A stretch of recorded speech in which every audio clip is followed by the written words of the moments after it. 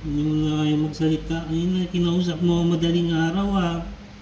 Ang haba ng sinabi mo. Hindi sabi ko lagi, palakas ka. Palakas ka, lahat mo ibigay, medicine, vitamins, iba-ibang pagkain ng ano, pusa, cat food. Ito nga pala ang pusa kong si Lily. Bali na-rescue ko siya dun sa Caloocan.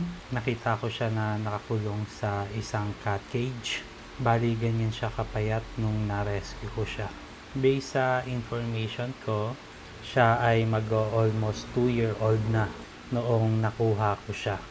Napansin ko sa kanya na kahit natutulog siya sa aking hita, hindi niya namamalayan na umiihi na pala siya, kaya nababasa yung shorts ko dahil sa kanya.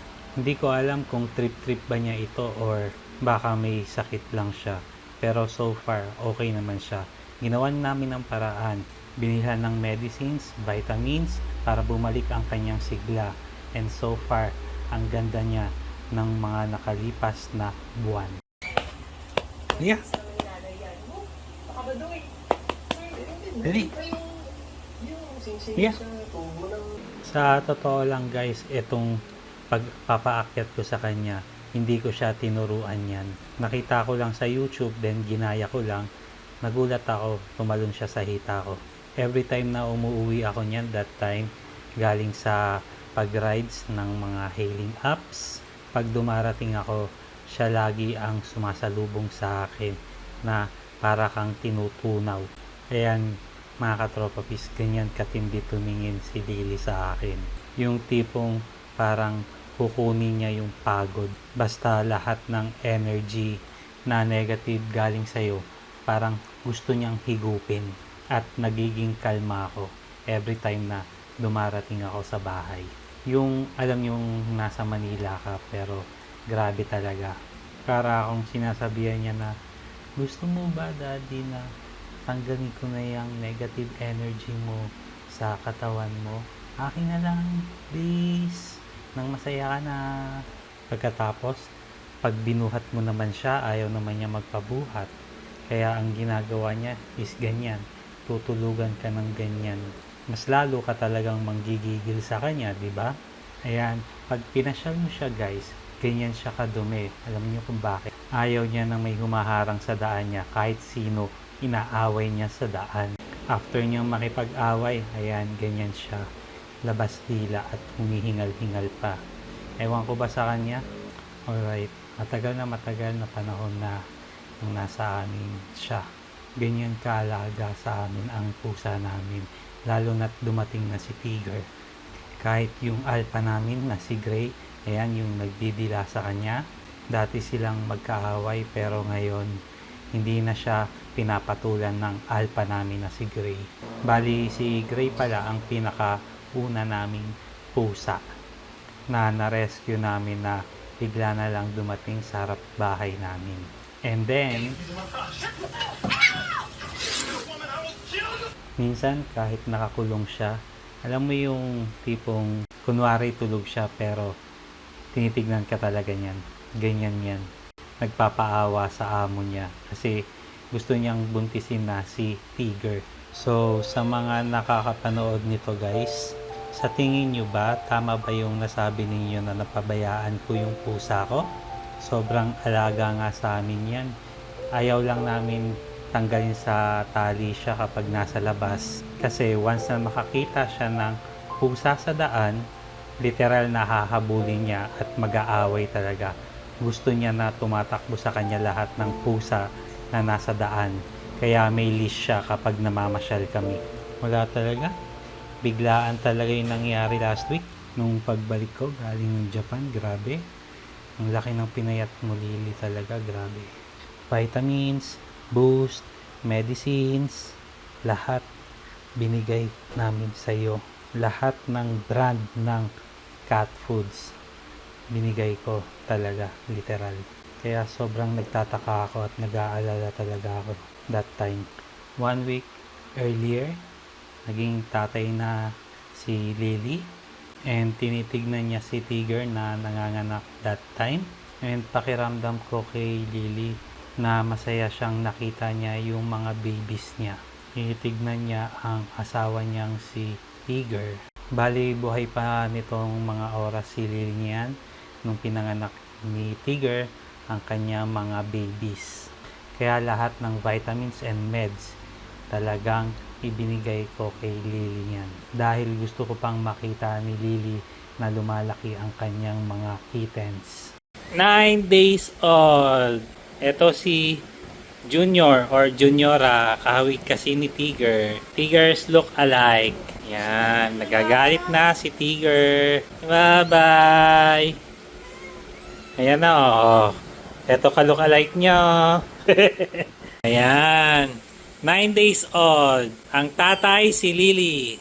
So, dahil may white na kami, ang pangalan niya ngayon is Lilo. Lailong Baliw! Ito ang pinakabunso nila. Akala ko pure white siya pero may kulay itim siya dito. Yan, nung pinanganak. Ang pangalan niya is Spot. Spot or Spatter. Yan. Spot the difference. Okay, bye-bye. Itong gabing pinangalanan ko sila, grabe. Pagkagising ko ng madaling araw, nakita ko siya dun sa may cat house ng mga kuting. Nilapitan niya ako at tinitigan ako ng matagal. Sinabihan ko siya na magpalakas siya para sa kanyang mga anak niya. Nung papalabas na ako ng kwarto, sumabay siya sa akin. Huminto ako at tinitigan ko siya at tumango ako. Nagsalita siya ng isang mahabang meow. Dahil first time ko yun, nagulat lang ako sa ginawa niya na yun. At na-impress lang ako at inulit kong sabihin na magpalakas ka, Lily. May mga kuting ka. Gusto niya sa akin sumabay sa paglabas pero hindi. Hinawi ko siya at hinantay magising yung ibang tao na magpapalabas sa kanya. Dahil ako, ginigiba ko talaga yung garden nun para sa kanila. Dahil nakitaan ko ng maraming nagpapakuto sa kanila. Simula umaga hanggang gabihin ako, pinipilit kong tanggalin yung lupa na nasa garden. Nag-hire na ako ng magtatanggal din dun sa garden. Kaya hindi ko talaga pinapalabas yung mga pusa, lalong-lalo na yung aso, na maraming kuto. Kaya lang, eto na yung nangyari. Lily, may siya sa ano nyo. Lily. Hindi masyadong Lily. Lily. Lily. Uy. Oh. Lily.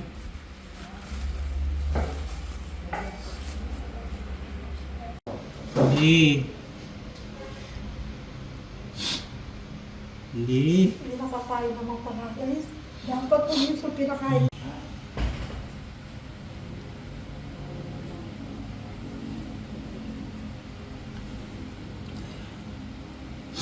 Lily. Yan na. Palakas ka kasi. Lahat naman binibigay sa iyo eh.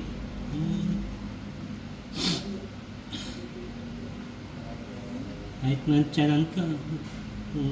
Lily.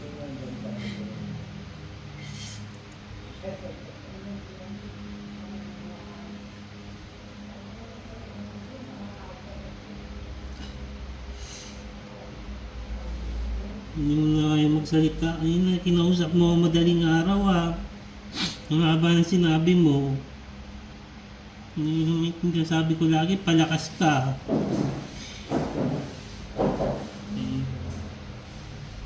Palakas ka lahat. May ibigay medicine, vitamins, iba-ibang pagkain ng ano, pusa, cat food. Ibigay ko naman sa'yo.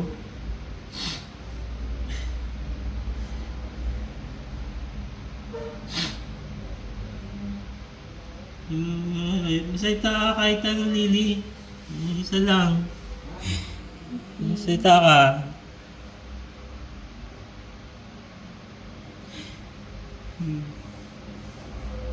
Lily. Lily.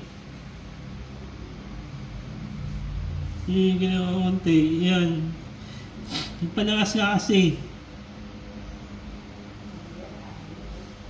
Magpalakas ka. Mhm. Hindi mo na ako alis dito. Sige. Ibes.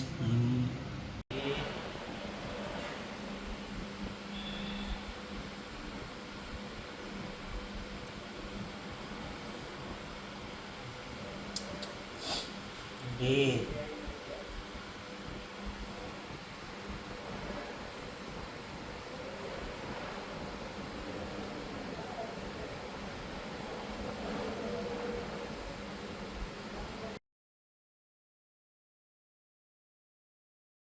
Sa totoo lang mga tropa peace, medyo mixed emotion ako and first time ko lang umiyak sa pusa. I think 3 taon na din siyang nasa akin or 2 years na mahigit. Grabe, siya lang talaga nagpapakalma sa akin at nakakawala ng pagod. Every time na umuwi ako, nakakalungkot man pero may mga naiwan ka ditong mga nagmamahal din sa'yo. Katulad ni Tiger, pati ng mga anak mo. Wala, nakakagulat lang talaga that time. Grabe talaga. Yung tipong nagtatrabaho ako para matanggal yung garden. Sayang, Lily, hindi mo naabutan.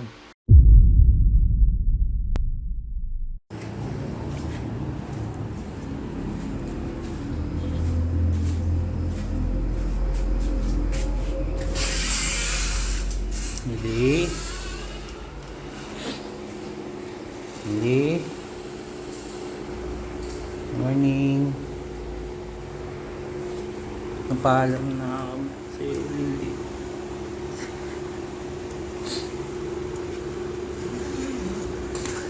Alam.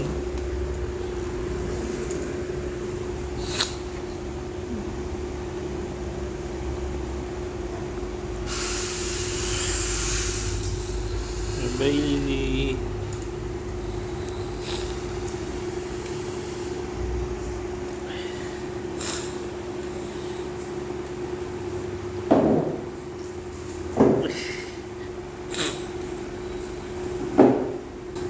Hindi na kita sa sementeryo ha. Saling maging tao ka, hanapin mo ako.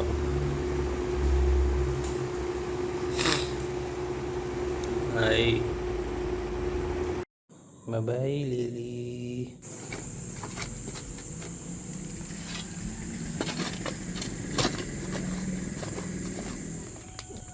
Bye, Lily.